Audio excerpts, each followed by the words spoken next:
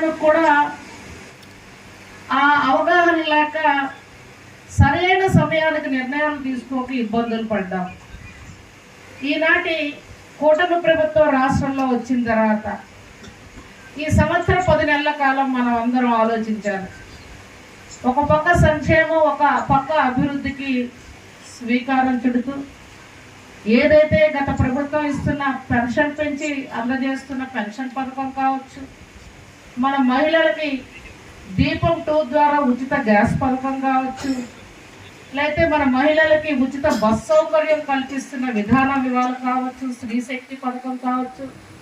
లేకపోతే తల్లికి వందన ప్రోగ్రాం ద్వారా మన పిల్లలకి చదువుకుంటున్న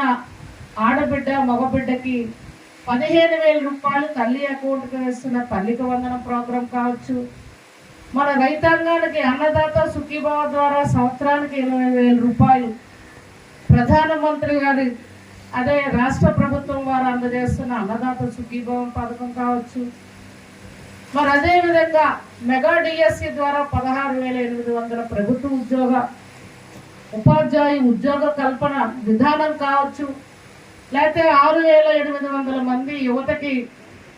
కానిస్టేబుల్గా, హోంగార్డులుగా ప్రభుత్వ ఉద్యోగ కల్పన ఈనాటి ప్రభుత్వ విధానం కావచ్చు, అంచెలంచెలుగా డాక్టర్ సంఘాల్లో మహిళల్ని ఆర్థికంగా ఆ కుటుంబం బాగుంటే మహిళ బాగుంటే ఆ కుటుంబం బాగుంటుంది, ఆర్థికంగా మహిళ ఆ కుటుంబానికి భరోసా కల్పించాలి అని డాక్టర్ సంఘాల ద్వారా అందజేస్తున్న ఏవైతే గతం కంటే కూడా మీ అందరూ పొదుపు ద్వారా దాచుకున్న డబ్బులకి రుణాలు మంజూరు విషయంలో కావచ్చు, లేకపోతే ఎస్సీ ఎస్టీ మైనారిటీ బీసీలకి సంబంధించిన ఎవరైతే చిన్న చిన్న వ్యాపారం కోసం పెట్టుబడులు కావాలని ముందుకొస్తే ఈ డ్వాక్రా సంఘాల ద్వారా ప్రోత్సహిస్తున్న పెట్టుబడుల విధానం కావచ్చు, అనేక సంక్షేమాలకి ఈ సంవత్సరం 10 నెలల్లో గాడిలో రాష్ట్రాన్ని ఒక పక్క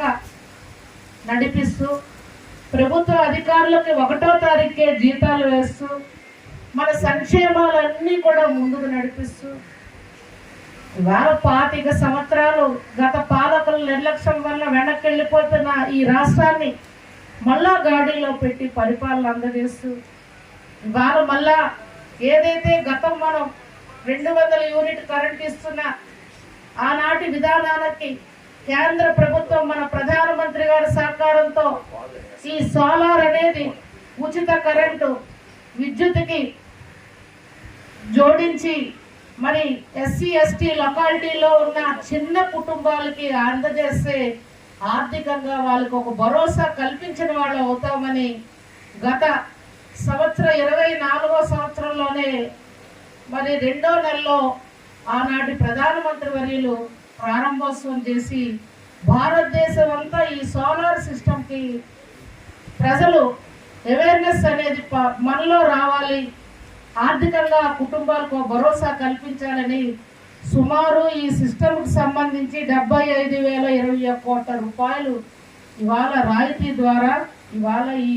సోలార్ ఫ్రీ సోలార్ అనేది మేము కేంద్ర రాష్ట్ర ప్రభుత్వాలు కలిపి ఇవాళ ప్రారంభిస్తున్నారంటే మన నియోజకవర్గానికి సుమారు 4,892 మంది లబ్ధిదారులు గుర్తించడం జరిగింది. అందులో మొదట విడతగా ఇవాళ 2,322 మందికి సుమారు 27 కోట్ల రూపాయల ఖర్చుతో ఇవాళ